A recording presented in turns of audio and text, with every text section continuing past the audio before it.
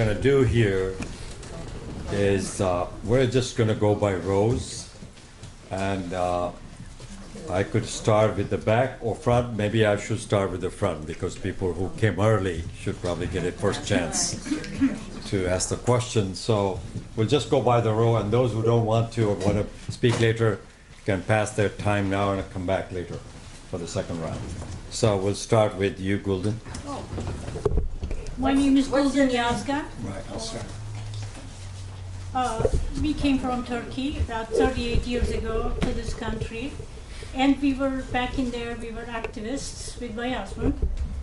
I've never heard of Stalin, you know, attempting the crimes and killing millions of people back in Turkey.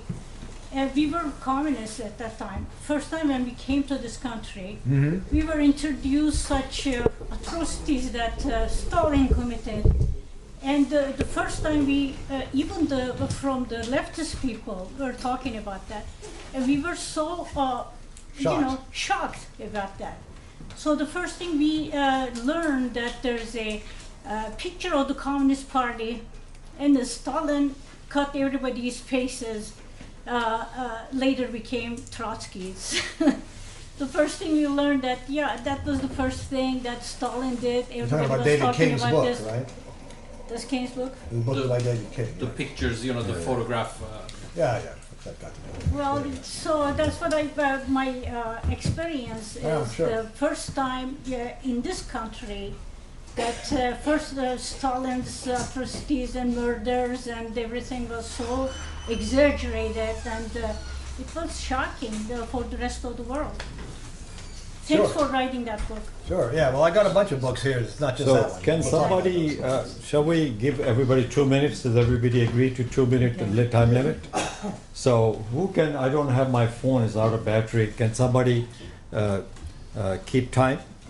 Gulden, will you do that? No Okay. problem. So on Thank to the you. second row, right? So second round. There's no time limit for Grover to respond, but Thank you. My name's Marilyn Langlois, live in Richmond.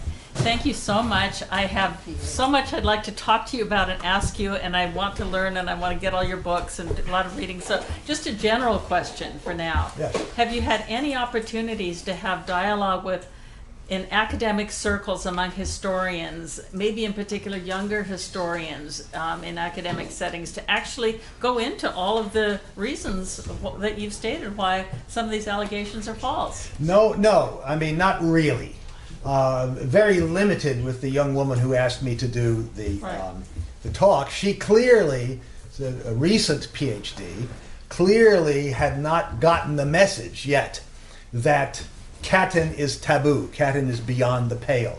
So she was happy to promise to interview me on my book on Katyn, and didn't bat an eye when, she read the book first and didn't bat an eye that I had proven that the Soviets couldn't possibly have done it because the evidence doesn't show that. And she was shocked. And also, I think a little afraid because she's a junior faculty member, and here this senior guy is a full professor, well-known figure, in charge of the New Book Networks, had just dismissed the podcast in a way that made it clear to her as well as to me that it should never have gotten that far. It should never have gotten to him to have to dismiss it. She should never have given the interview to begin with. She should have somehow known that this is beyond the pale, that you can't question certain things. That's what that Jerry Sandusky article remark means. It's not like this guy Marshall Poe knows anything about Katyn. I'm sure he knows nothing about it, except the most important thing, which is it must never be questioned that Stalin shot these thousands of Polish POWs. That he understands very well, and she didn't understand it. So I'm a little worried for her, and I told her that. That hadn't occurred to her either. Other than that, no one will engage this stuff. Now, I know enough people, I'm in touch with enough people in the field of Soviet studies to know that everybody in the field of Soviet studies knows at least about Khrushchev lying. That Khrushchev's 1956 speech was completely full of falsifications from beginning to end. But it is never acknowledged. They pretend it isn't so. People will still quote Khrushchev's speech. You know, they'll say Khrushchev proved all kinds of bad things that Stalin did. Even though they know that, or at least they know about my book. Maybe they have policed themselves, censored themselves so far as to say, well, I'm not going to read that book, you know, because I don't want to question this fact. I'm not sure about that. But no, the stuff that I write is really taboo. There's a movie years ago, maybe, 15 years ago now, called The Matrix. And remember, the premise of The Matrix is that, you know, you think you're walking around in the real world, but actually the lifeblood is being sucked out of you. You're actually living in a pod somewhere, right? And so all your consciousness is false. Well, that's a metaphor. It's portrayed as though, in scientific terms, that it's realistic. It's real in the movie, but it's a metaphor, right? That you're living in a completely false world. The world that you read, the world of Soviet history that you read about in academic studies, in the newspapers, and on the internet, any place you want, is a complete falsehood, right? That it's simply not true. But no professional is going to go there. Now, in Russia, there is a very small window. There's a very small space in Russia for people who are dismissed routinely as Stalinists, and some of them may be uncritical of Stalin. But there's a few academics who can publish in second or third rate journals and can get books published who see through this stuff. And I've been in touch with a couple of them. But that's only in Russia. No place else. Absolutely not. Gene, I think Gene's next. Then we'll go to. Thank you. Yeah, more coffee will be ready soon. Thank you very much. We always appreciate it. I wish I could say I've been convinced by your work, but I was already convinced before you did it. The evidence is there, going way back in the 90s, 80s, the 70s, and so forth. If you wanted to look for it, there was a lot of positive evidence there. But my question is more how we extend what you've told us about Russian history and Soviet history to those of us that are trying to figure out what's going on in China. Because in my impression is there is an equally strong anti-communist bias to nearly everything that is, well, to the bourgeois press on this. So I'm wondering what advice you have for us that are trying to figure out what's going on in China. Well, my first piece of advice is learn Chinese. Okay. I studied Chinese. I started studying Russian when I was 14 years old. That was 1958, right? Just a little over 60 years ago. I started studying Chinese 10 years later, in 1969. So I've been studying Chinese on and off for 50 years. And I can read it to a greater or lesser extent. You know, of course, I have to look up words. Russian, I'm better. And I've looked into some of those issues, like the famine. I've looked into the famine issue, okay? And yes. So there's a lot to be said. There's a lot to be said and done, and a lot to be discovered. The Cultural Revolution is another period that I'm interested in. But you're not going to be able to do it unless you can read Chinese. Okay? So get busy. That's it. It's like if I tried to do this without being able to read Russian. I read Russian very fluently, much more fluently than I can read Chinese. I wouldn't be able to do this stuff. That's fundamental. On the other hand, it only takes 4 or 5 years and you can be doing it, right? Now, if you don't have 4 or 5 years, that's another story. But the point is plenty of people do. And that's what you need to do. You need to study languages. I think that's perhaps less done in the United States than in other countries. The study of foreign languages is not emphasized the way that it should be. There are many countries in the world where people grow up knowing 3 or 4 or 5 languages. And that's what you'd have to do. That's the way to get started. I'm sorry, there's no... Now, one other little thing, and don't ask me for a list of them. Unlike with Soviet history, there are a few scholars of Chinese history, the Chinese Communist period, who are not fire-breathing anti-communists. And who... So therefore, there's more of a... There's a somewhat broader spectrum. I don't know enough about it to know how broad. But there's a somewhat broader spectrum of disagreement, of discussion and debate permitted in the field of study of the Chinese Communist history than there is in Soviet studies. Around the Soviet studies of the Stalin period, there's essentially no spectrum of views. Only one anti-Stalin view is permitted. So my impression, strong impression, is that there's a little bit more debate and discussion among the professional academics in the field of Chinese studies. But to really go into it, you have to know Chinese. There's no royal road otherwise. Yeah. Just one comment. William Hinton is a very good ethnographer. He's dead.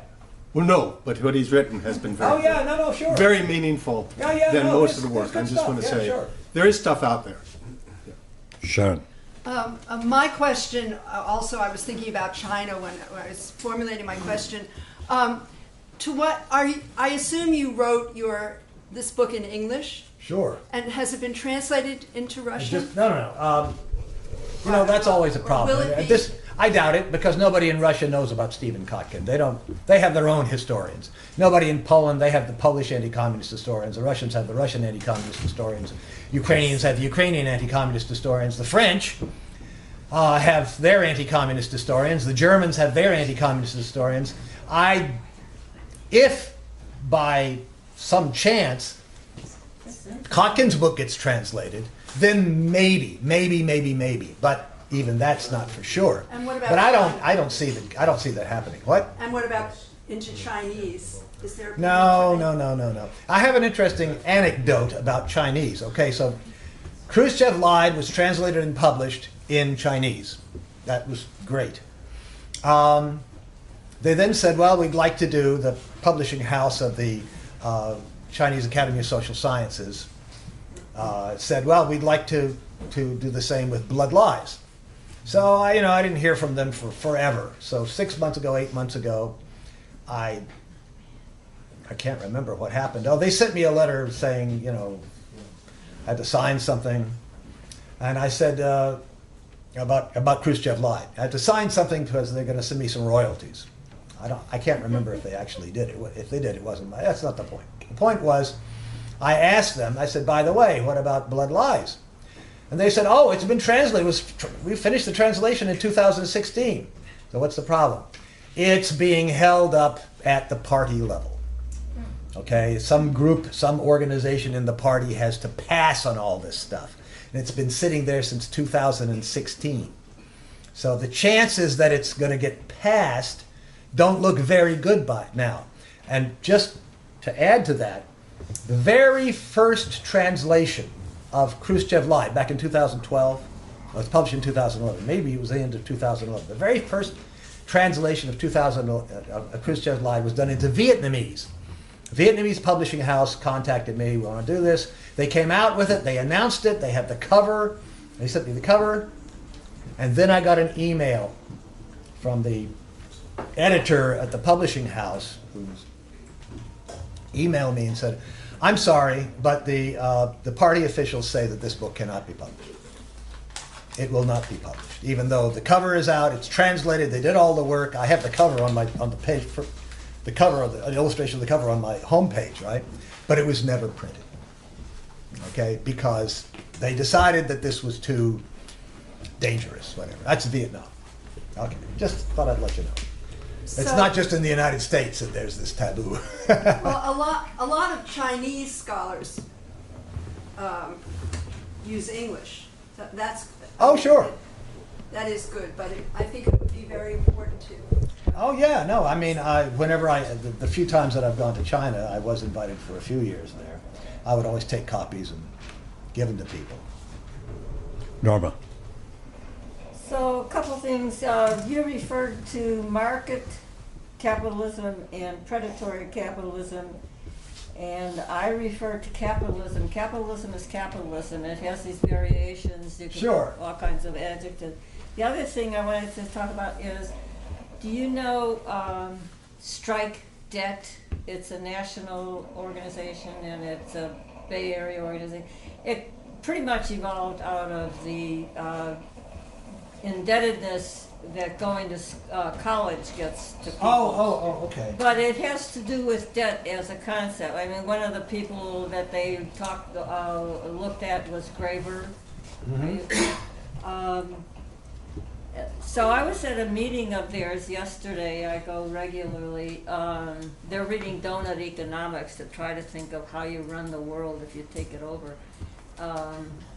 by somebody named Raworth, Raworth. Anyway, so they were talking about economists, and my comment, of course, always is that there is no such thing as a scientific economic way of looking at things. There's historical, there's, there's art, science, gym, everything. All of them are an integral part, and separating out parts of knowledge is one way they have of dividing us about it however we live. We divide by age, we divide by physical, all the divisions that we have, they divide knowledge in this way. And economics is just a way for people who grab onto it to do a study and write a book and gain status. Okay. Norma, please wrap your comment. 2 minutes. And gain status and gain position by calling themselves economists, which do not have a science at all. Very good. That's all. It's just. So comment? Any? No, let's go on. Okay. So you're next. You have a question or comment? Yes. No, it's in this same row. This woman with the red shirt. Yeah. Any question? No. How about you, Ellen? Sorry, I don't know everybody's name, so some people's name I know. No. Okay. Just, it's kind of like a question, but also just a comment. That I've read a number of your things, particularly the one I really found helpful was the very beginning one about Khrushchev. No, before that, about democracy and Yeah. the Stalin was struggle for within democratic the party reform. Yeah. about implementing more democracy. And on the other hand, unless I'm really focused, I find them difficult to read, I have to say, because for the very reason that you have to do it that way, which is you're busting barriers that have been put in place, and if you don't cross every T and dot every I, then they're gonna, like you say, go after the messenger. So I find the books helpful when I do study them. But what I find really takes a lot of work, and the specific information in the books don't always help, is dealing with what I call the popularized anti-communism, which as a bus driver I ran into. I was an open communist at Muni, and since then I'm involved in a nonprofit that fights around housing, and there's younger people there, and there's leftists there, and so I think it's, let's just say, the whole concept of absolute power corrupts absolutely, which is widespread out there. And it has its roots when applied to the Soviet Union, because the absolute power was Stalin, and he was, corrupt. So I can bring up information, but what I'm saying is the real struggle, I think, in dealing with anti-communism is checking out the popular version that's been spread. So what you should say is that Stalin was not a dictator. Okay, and I discuss this in the book in some length, because Kotkin is very confused about that question. I mean, how many people are going to understand that? See his confusion, because you have to read this whole huge book to see it. But at some point, he starts out saying Stalin was a dictator, Stalin was a dictator, and then when you get to 1935, he says, well, now Stalin became a dictator. Before, he was the first among equals, but he's been calling Stalin a dictator since the beginning of the book. And now suddenly he becomes, before this he was a despot, and now he became a dictator. So you don't get any straight answer from him either. So I give lots of examples where Stalin, was frustrated in doing this or that or the other thing. Is clearly not a dictator. There's many examples in here, but that has to be dismissed. Okay, Stalin was outvoted in any number of issues. Nobody ever said Hitler was outvoted by the Nazi higher circle or something like that. Stalin was not a dictator. This is bullshit. This comes from Trotsky and through Khrushchev, that Stalin was a dictator. So you just start with that. Say no, it's not true. What's your evidence that he was a dictator? Well, they don't have any evidence. What evidence can you have? This is what everybody says, so everybody assumes that it's true. It isn't true. It happens not to be true. Now, I guess it. That's not a factually. in order to prove it, you'd have to give some examples. But I do give some examples in the book. But I think that's a big problem. So absolute power, whatever the hell that means, you know, I just think that we need to reject this paradigm from the get-go. You know, every aspect of it. Okay, Alan, I think your comment to me, my understanding was that you believed that Stalin was a dictator. Was not. No, was not. Okay, so okay, I was misunderstood you. I'm glad he got it right. Yeah, okay. No, my point is the popular. Yeah, Popular. sure. Yeah, okay. Yeah, that's the popular. direction of that Okay. Is Okay. that concept. All right. Yes. Thanks for clarifying for me. Go ahead. Wait, let's keep on doing. Down the row, I'm next. No, yeah, I'll go back. That's my method. Coming back. Started with him, and now we start with her, and then now it's me, but we're No, gonna switch. no, we started here, it went this way, and now we're And going then that way. it's going like that. The snaking. Okay. Okay, let's just. We'll get to, Gigi, I'm not gonna let you be ignored. Okay, we'll get to you. We really will. I'm Kelly McConnell from Los Angeles, and I was just wondering, now that socialism is on the agenda as far as American people are concerned, and of course, the main concept of socialism is, in this country, is very unscientific. It's reformist, of course, but however, there was a time in Soviet history that they were at this stage, perhaps in 1905, for an example, or before. And do you think it's important to bring up Stalin and the early Soviet Union and what they accomplished and what we could in this country to help convince people of the need for socialism? I have a lot to say about socialism, and I hope to say most of it this summer when I come to talk here. I hope I will be invited to do that, because I will not have yet another new book this summer. So I hope to be able to talk about some of the conclusions that I've come to through my other discussions. But I would say this. The concept of socialism is, you know, what it is tremendously, fatally under-theorized. Okay? That is, there is no agreement about just what socialism is. All right? So that's a big problem. And the second thing is, let's say the Soviet Union had socialism. Okay? Well, then clearly we don't want that to happen again.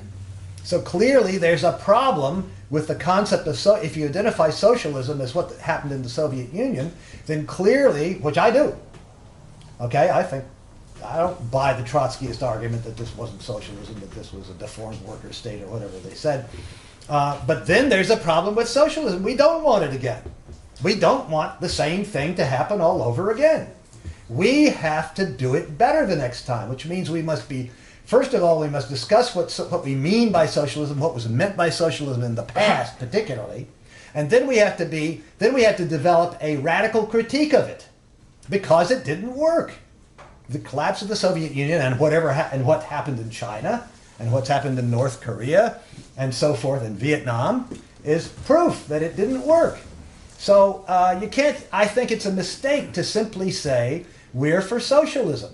And of course, and the other problem is, as you pointed out quite rightly, Kelly, people like, what's her name, Ocasio-Cortez, and others, Bernie Sanders and others, the Democratic Socialists who are, completely devoted to some version of capitalism. They call themselves socialists. The Finns call themselves socialists. The Swedes call themselves socialists. That's not what we... But if you just say socialism, then people are going to be... They're going to think, well, does he mean this or does he mean that or what's he mean? Okay? So when I was invited to speak, and then I'll shut up, but when I was invited to speak some years ago by the U.S. Friends of the Soviet People, okay, it happened to be the conference in New York City, or it was north of New York City sometime, where the USA, right? It was formed. Angelo, right, gave a talk, and he ended up saying, "Well, we're the communists, but we're fighting for socialism." And I turned to him and I said, "Angelo, you really got to theorize socialism. You got to tell people what you mean by it. Okay, you've got to figure this out. You haven't figured it out. It's no good to just sit there and say we're for socialism." You don't have to agree with me, Kelly, but this is you asked, and so I'm telling you. Yeah, sure. I don't think it's any good to say we're for socialism. That doesn't mean anything specifically. And if it means what you had in the Soviet Union, then we don't want that. Because look what happened. So, more another time, okay? But I think that's one lesson that in my view, on the one hand, the Soviet Union achieved under Stalin in the 30s, achieved socialism as it was understood at the time. But on the other hand, it failed. It took a long time to fail, but it failed. Is overthrown Collapsed. the same as fail? What? Is overthrown All right, the same as let's fail? come back to this in the summer, okay? Let's come back to this in the summer, because I don't... All right, but it was overthrown. But I mean, something was happening inside. Let me just say one more. Khrushchev came from somewhere. And where he came from was the top leadership of the Communist Party under Stalin. It's not like he hid his politics. And it's not just Khrushchev.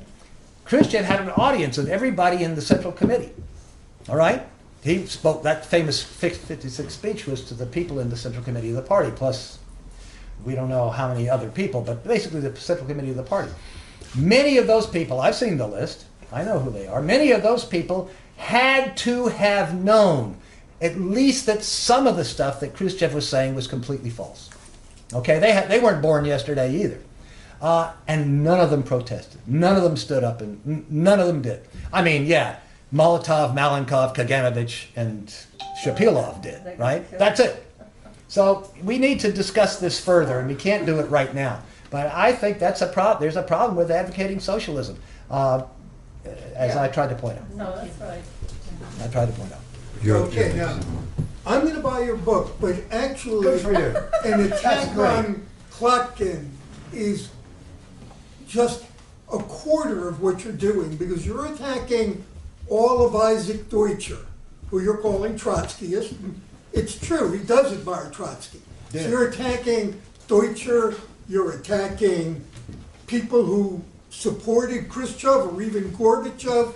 There's an enormous amount of material that basically you're implying are liars. I just came back from China. I was 10 years in China. You spent 10 years in China, so you know Chinese, so you can do Zhou this work. Enlai, you're attacking all this school that calls these people dictators and killers.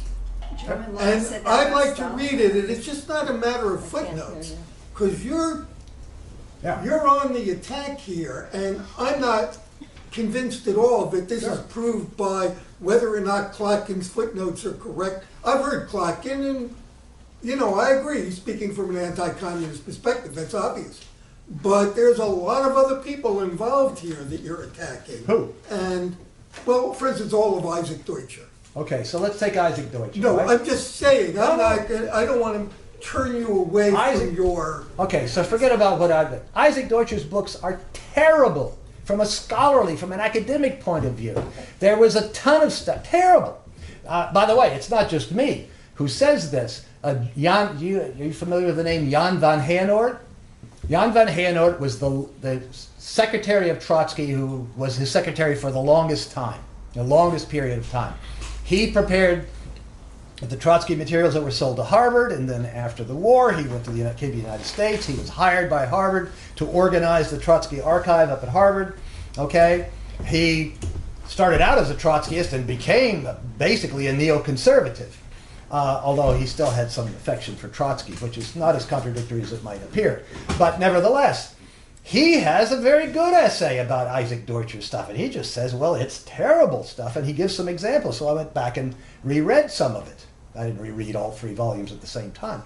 And he's right, there was a lot of material available about Trotsky that any decent biographer of Trotsky at the time in the 50s and 60s when Deutscher was writing those books could have and would have used. If you compare that to the kind of research that other biographies of Trotsky even, much less of other figures, have used, you'll see that he never did that. He basically wrote his biography of Trotsky using the materials in the Trotsky archive, using Trotsky's own materials. Well, I hope somebody writes my biography based upon my self-serving memoirs. That would be very nice. I'm going to look very good.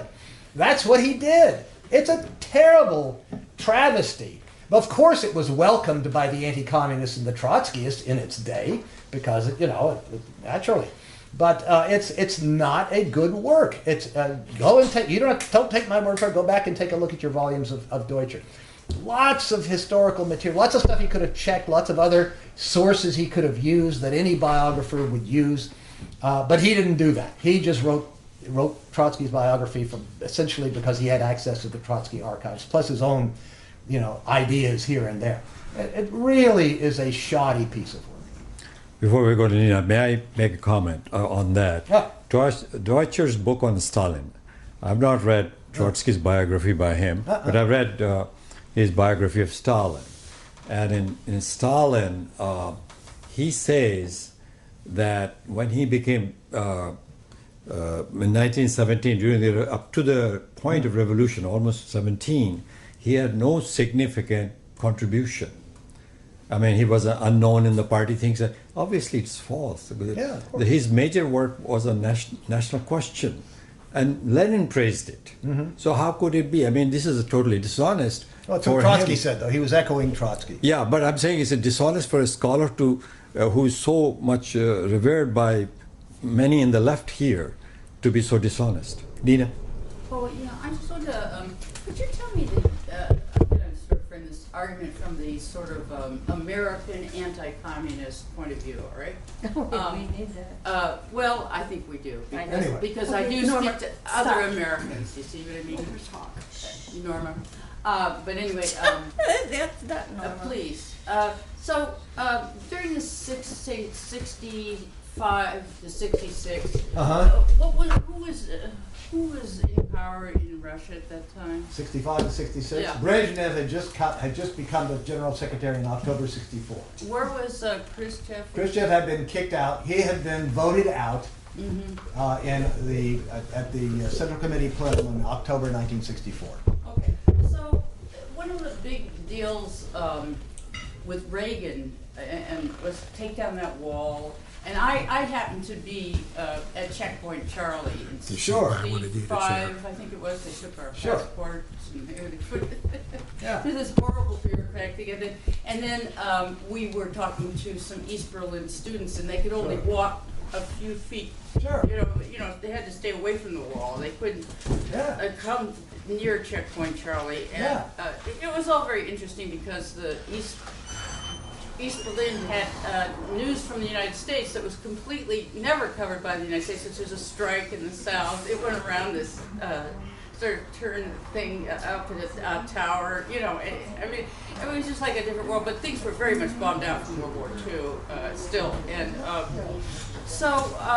how much did Khrushchev have to do with this? Why was this like trying to keep people in who wanted to come over the wall, who used to get shot and stuff? I don't know. I didn't, that happened during Khrushchev's time. That happened in 60-61. They built the Berlin Wall. It was long after the Stalin period. You can't study everything all at once. Okay. I have been concentrating on studying the Stalin period before World War II. Now, I may have to shift gears because Kotkin's third volume is going to be Stalin from 1941 to 1953, from the invasion, the Nazi invasion until his death. So he's writing that book now, and when that comes out, I'll certainly read it with great interest. I've done a little bit of work on that period, but not a lot. But during I have not done research on the Khrushchev period. I don't know what the thinking in the Soviet Party leadership was that led to them building the wall. I mean, you could guess, but I haven't done that research. when did the wall go up exactly? 1961. 61. 61. Yeah. It was long after Stalin was dead. Oh. Long after Khrushchev had attacked Stalin. I see. Okay. Well, this is the big American. That was one of the big American. Sure. Okay. The Soviet Union was, Was what? Would you get? yeah. I mean, it's not a period that I studied. Okay. Gee. Okay, thanks a lot for your courage, my God. I'd really be afraid to point me out to the world as an anti-Stalin. Or pro-Stalin, Yeah. whatever. Whatever, anyway. But I wanted to say, let's see, why would anyone believe what we've been taught since we were children and in the mainstream media says about the world?